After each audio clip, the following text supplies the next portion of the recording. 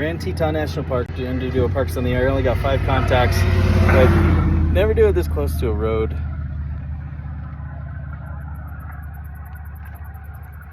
Don't do this close to the road because I'm picking up every single car that drives by with an inverter. Yeah, lesson learned. You got RVs, you know, trucks, everything's got inverters on. You just hear the noise come through the radio as they're driving by. It's kind of cool, but whatever. I wanted to do it on the lake. I wanted to see what kind of propagation I could get off the water. And Arizona and Georgia and I barely got through to Fontana, which is like 3 cities over from where I live in Yucaipa. It's pretty hilarious.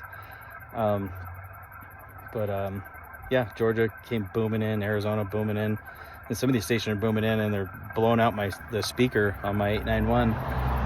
So I need to get my external speaker hooked up to this because it's just totally distorted. But roger that. 5 to go. I'm gonna be heading out to Yellowstone next. I'm gonna get on Yellowstone Lake and do another parks in there, and maybe I'll get 10 contacts on that one. So I'm gonna be in the shade too. It's only like 65, 70 degrees right now, but it's hot. It's like you sit in the sun, you're baking. Doesn't help that I'm wearing a black shirt either. So sorry I'm not looking at you, I'm looking at my face. Hi. Okay, all right, catch you guys later. 7:30.